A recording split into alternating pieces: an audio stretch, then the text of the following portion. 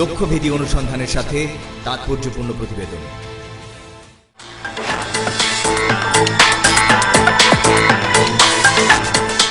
ঢাকা শহরে কয়েকটি বাড়ি সহ 50 বিঘা জমির মালিক পাজেরো গাড়িতে চলাফেরা করেন, তার সাথে অফিসের সব নিয়োগ বদলিও হয় তার হাত ধরেই।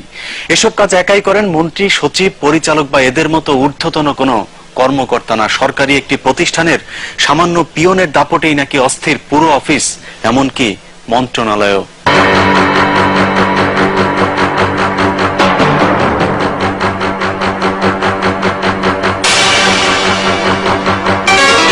আমার বিরুদ্ধে অভিযোগ থাকলে ম্যানেজমেন্ট দিবে। ন্যায়সঙ্গত কাজ করে ম্যানেজমেন্টে পায়, সিকিউরিটিকে ডাকো। আপনি কেন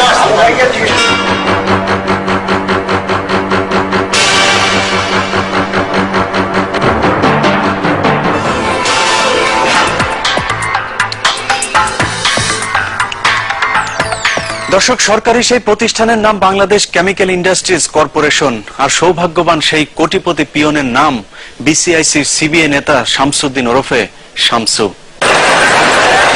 বাংলাদেশ কেমিক্যাল ইন্ডাস্ট্রিজ কর্পোরেশনের প্রধান কার্যালয় মতিঝিলের দিলকুশায় অবস্থিত। অফিসটির চাকচিক্যের আড়ালে বাসা বেঁধেছে অনিয়ম আর দুর্নীতি। রন্ধ্রে রন্ধ্রে দুর্নীতির কারণে অনিয়মই যেন এখন নিয়ম বিসিআইসিতে। ভবনের 1 তলা থেকে 21 তলা, উচ্চতা যত বেড়েছে দুর্নীতিবাজদের লাগাম ততই সীমাহীনভাবে গ্রাস করেছে এই কর্পোরেশনকে।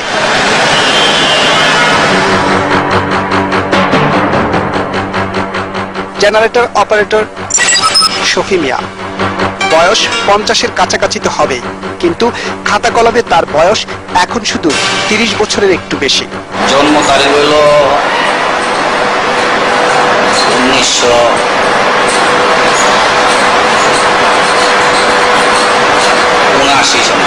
তাহলে আপনি 30 বছরের সার্টিফিকেট দিয়ে সরকারি চাকরিতে ঢুকছেন, এটা তো আপনি অন্যায় করছেন, রাষ্ট্রের সাথে আপনি অন্যায় করছেন।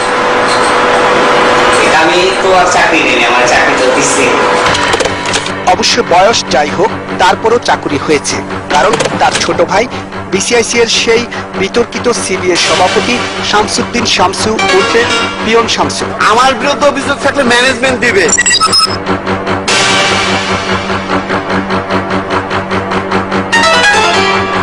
আরেকটু উপরে যাওয়া যাক। লেবার স্টাফ অ্যাডমিনিস্ট্রেশনের জিএম মামুনুর রসুল, ডেপুটি চিফ নজরুল ইসলামের সাথে মিলেমিশে অনিয়ম করে কিছুদিন আগে নিয়োগ দেওয়া হয়েছে 208 জনকে। নিয়োগ বিজ্ঞপ্তি ছাড়া চাকরি পাওয়া সেই সৌভাগ্যবানদের মধ্যে একজন ফারজানা। এই অফিসে জয়েন করার ক্ষেত্রে কোনো নিয়োগ বিজ্ঞপ্তি ছিল না, আপনি এসে কতিপয় কয়েকজনকে কয়েক লাখ টাকা দিয়ে চাকরিটা নিয়েছেন। সেই তারা কে? পরে অবশ্য যারা অনিয়ম করে নিয়োগ দিয়েছে তাদের সাথে কথা বলবার পরামর্শ দেন তিনি। সেটা আপনি অথরিটিকে জিজ্ঞেস করেন। এরকম আরো বেশ কয়েকজনের চাকরি হয়েছে, যাদের এক একজনের কাছ থেকে নেওয়া হয়েছে 5 থেকে 6 লাখ টাকা। অবশ্যই ফারজানার সাথে কথা বলার ফাঁকে তারা অফিস থেকে পালিয়ে যায়। প্রায় 1.5 কোটি টাকা নিয়োগ বাণিজ্যের মূল হোতা সিবিএ নেতা শামসু উর্ফে পিয়ন শামসুর সহযোগী জিএম মামুনুর রসুলের রুমে যাবার আগেই তিনি পালিয়ে যান। ছিল না না না না না না না না না, আমি চালায় এসে পাইছি না। আরেকজন ডেপুটি চিফ নজরুল ইসলাম অবশ্য একটুর জন্য পালিয়ে সারতে পারেন। পালানোর পথেই আমাদের সামনে পড়ে গিয়ে বেচারা ডেপুটি চিফ বসে পড়েন এক কর্মচারীর চেয়ারে, কিন্তু তাতে আর রক্ষা মেলেনি। নিয়োগ বিজ্ঞপ্তি ছাড়া এদের নিয়োগ প্রক্রিয়া কিভাবে হচ্ছে? এটা আমাদের চিফ প্রশাসনের কথা বলতে হবে। আমাদের যে হেড আছেন আপনি তো নিয়োগ বিভাগে আছেন। না না, আমি তো ঠিকই আছি, কিন্তু আমি তো কোনো ইয়ে ছাড়া করি না।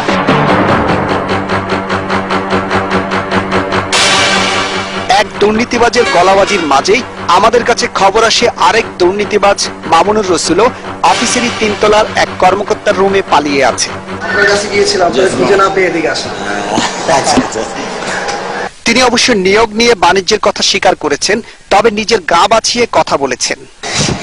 কি উত্তর দেবো বলুন তো?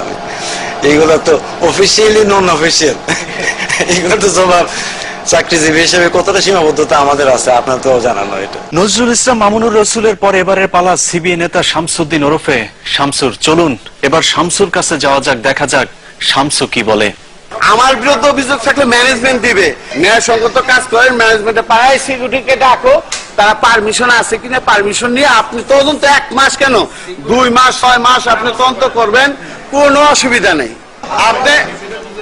আপনি শুনেন রাকিব সাহেব, আপনারা রিপোর্ট দিবেন, ভালো স্বচ্ছ রিপোর্ট দিবেন। শুনেন, স্বচ্ছ রিপোর্ট আপনি যেভাবে ঘোরাফেরা করতেছেন এটা তো স্বচ্ছতা না। পুরো অফিসে শামসুর বিরুদ্ধে যখন এত অভিযোগ, তখন শামসুর এমন আচরণে খুব একটা অবাক হওয়ার কিছু নেই।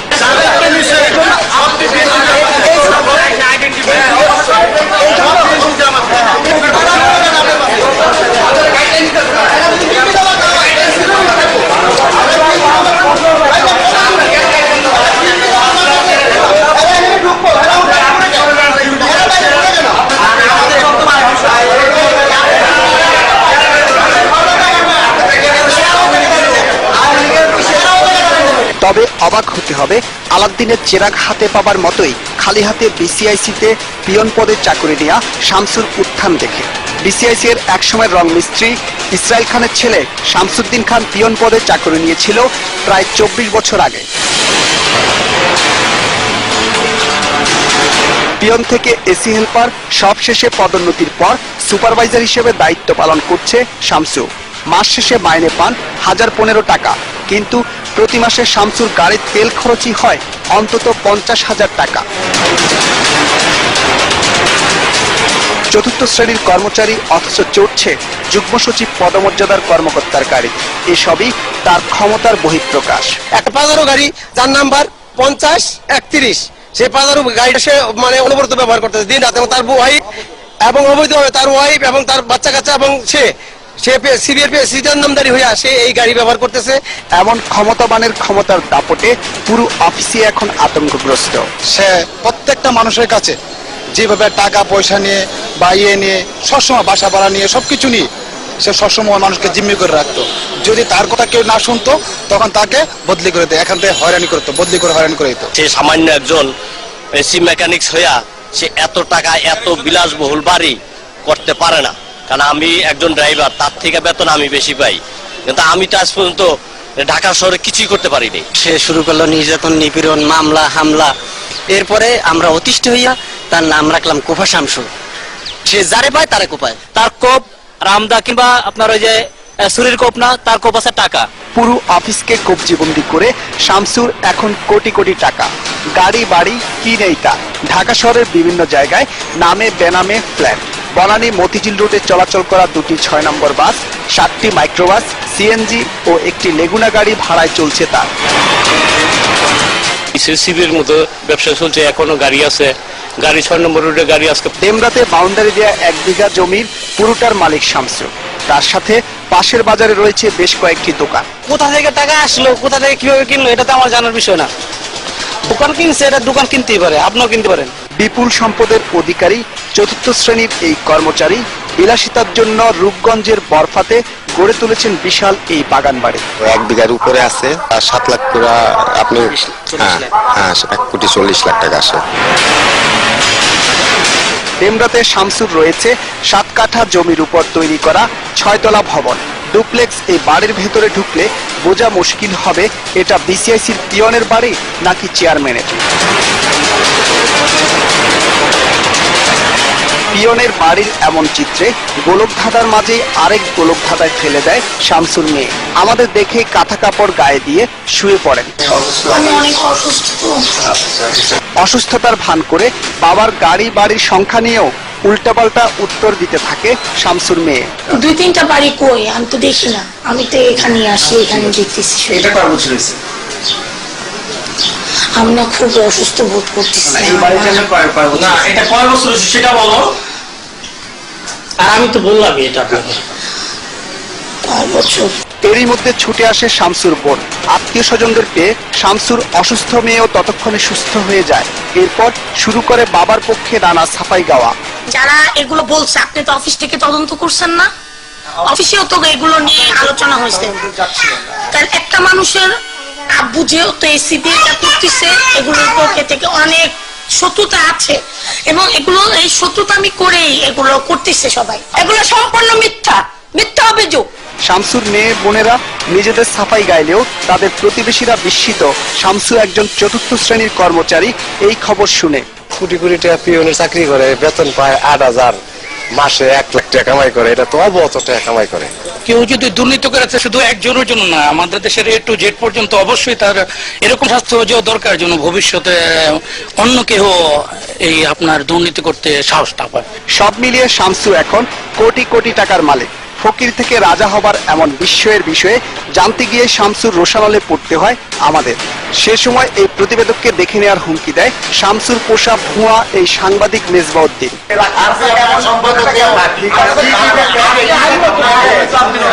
আর তার দপ্তরের সম্পাদক মুখলিসুর রহমান, মামুন, ড্রাইভার কালাম ও আনোয়ার।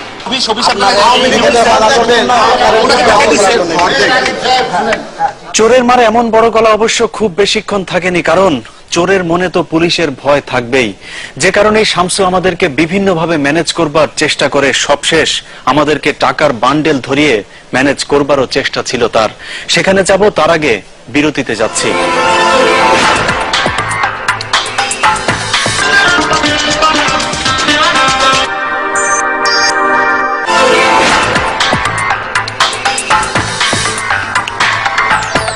দর্শক, একজন শামসু যার লুটপাটে গেল কয়েক বছরে বাংলাদেশ কেমিক্যাল ইন্ডাস্ট্রিজ কর্পোরেশনের মোট 30টি প্রতিষ্ঠান এখন এসে ঠেকেছে মাত্র 13টিতে। শামসুদের যদি এখনই থামানো না যায়, তাহলে এই 13টির ভবিষ্যৎ একেবারেই অন্ধকার। ক্ষমতার দাপটে অন্ধ শামসু এখন পুরো বিসিআইসি কে নিজের পৈতৃক সম্পত্তি ভাবতে শুরু করেছে। অফিসের কাঠ, তার উপর অফিসের টাকার মিস্ত্রি দিয়ে নিজের বাসাবাড়ির জন্য আসবাবপত্র বানিয়ে সেগুলো নিজের বাড়ির জন্য নিয়ে যাওয়ার ধান্দা করেছে শামসু। এই কাঠগুলো চুরি করছে এই শামসুদ্দিন খানের শেল্টারে ইলেকট্রিক সালাম, সেই কাঠগুলো দিয়ে বাহিরের মিস্ত্রি আনাই এগুলো বানাইছে। কেমিক্যাল ইন্ডাস্ট্রিজের কর্মকর্তা কর্মচারীদের থাকবার জন্য তৈরি করা কলোনির পুরো নিয়ন্ত্রণ এখন এই শামসুর হাতে। কলোনিতে কে থাকবে না থাকবে সবকিছুই নির্ভর করে তার উপরই। কোয়ার্টারের ভেতরের রাস্তার অবস্থাও চরম বেগতি। অবশ্য মেরামতের জন্য বরাদ্দ ঠিকই হয়েছিল, কিন্তু সেই টাকায় মেরামত হয়েছে শামসুর পকেট। সবশেষ শামসু মেরে খেয়েছে মসজিদের মিনারের টাকা। মসজিদ কমিটির ভেতরেও শামসুর পক্ষের লোকজন আছে। তারা বিষয়টি এড়িয়ে যাওয়ার চেষ্টা করলেও মসজিদের ইমাম বিষয়টি স্বীকার করেছেন। অবশ্য তিনিও শামসুর নাম বলবার সাহস পাননি। মিনার করার কথা, মিনার তো অবশ্য করার কথা, কাজটা শুরু হয়েছিল, মাঝখানে বন্ধ হয়ে গেছে। কেন হইল তা তো আর বলতে পারি না, কারণ এই সমস্ত ব্যাপারে তো আমার বললাম কোনো ইয়ে নেই। কলোনির এই খেলার মাঠ এবং স্থায়ী স্টেজ নির্মাণের জন্য বরাদ্দ ছিল 15 লাখ টাকা, কিন্তু নামমাত্র কাজ করে এর সিংহভাগই হাতিয়ে নিয়েছে শামসু এবং তার মনোনীত ঠিকাদার। মাঠে কোনো উন্নতি হয়নি, আগে যেরকম ছিল ঠিক সেরকমই আছে। এক সাইড খালি রেখে আরেক সাইড এরকম ভরতো, পরে দেখা যায় উঁচা নিচা থাকে, টিলা আছে, ওইখানেও টিলা আছে আপনার। তারপর আশেপাশে যে সিটগুলো দেখতেছেন, এই সিটগুলো টেন্ডার দিয়ে করা হয়েছে, কিন্তু সিটগুলো পাকাপোক্ত ভাবে ওইভাবে তৈরি করে নাই। শামসু একা দুর্নীতি করছে আর সবাই তা বসে বসে দেখছে, এমনটি মনে করবার কোনো কারণ নেই। শামসুকে ব্যবহার করে অনেকেই বিসিআইসি থেকে সুবিধা নিচ্ছে। শামসুদের পাশাপাশি পেছনে থাকা সেই লম্বা হাতগুলো যদি খাটো করা না যায়, তাহলে হয়তো শামসুদেরকেও থামানো একেবারেই অসম্ভব হবে।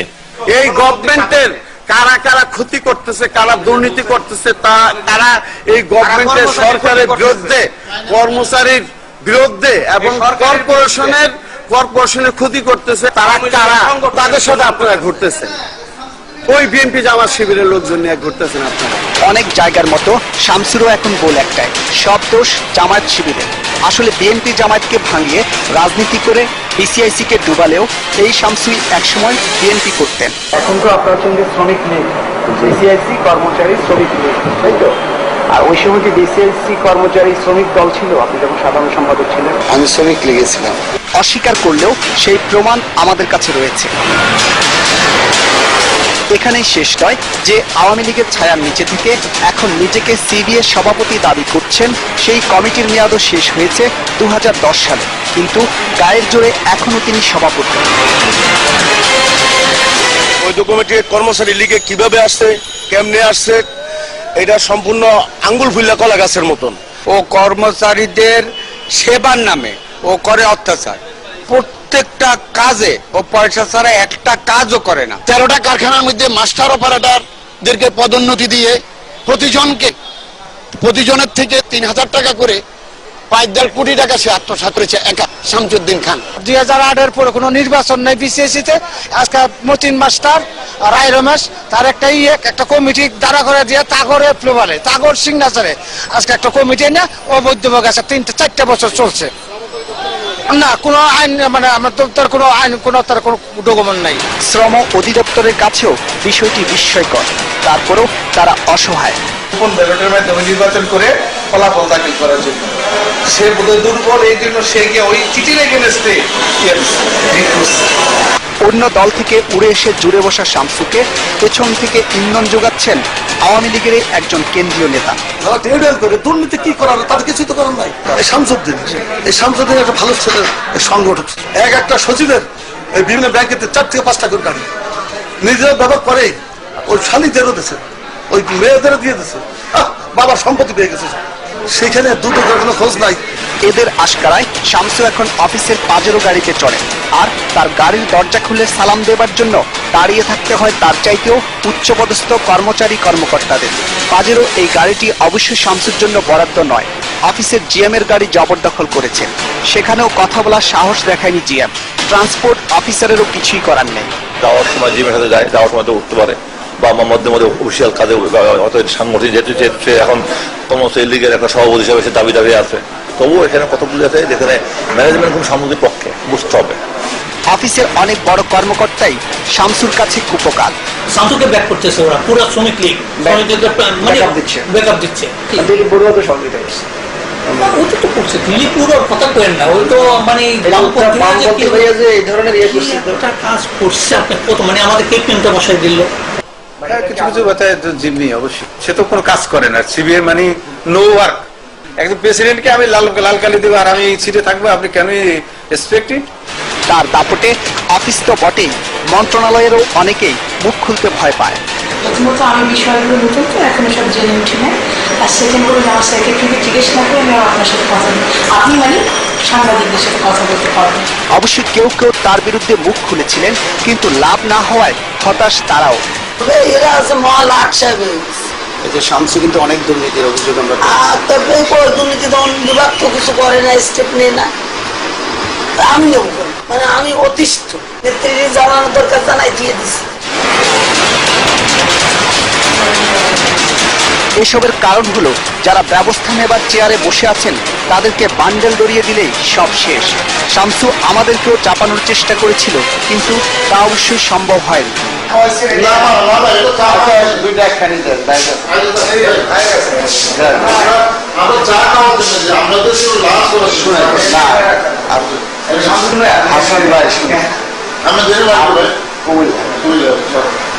আসবেন মাঝে মধ্যে আসলে আর আসছে আপনি আসবেন, হঠাৎ করে আসেন।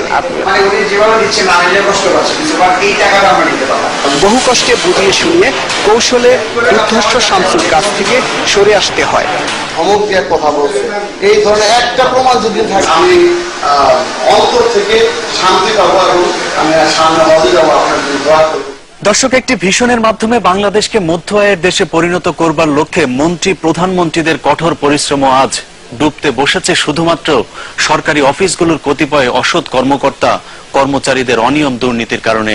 বিভিন্ন গোয়েন্দা সংস্থার মাধ্যমে সরকারি প্রতিষ্ঠানগুলোর আসল চিত্র যদি প্রধানমন্ত্রী নিজে দেখভাল করেন, তাহলে হয়তো সোনার বাংলার মানুষের সোনালী স্বপ্ন আরো সহজেই সোনার মুখ দেখবে। দর্শক, 21শে চোখের সাথে আপনিও থাকতে পারেন, আমাদেরকে জানাতে পারেন অন্যায় অপরাধের যে কোনো চিত্র।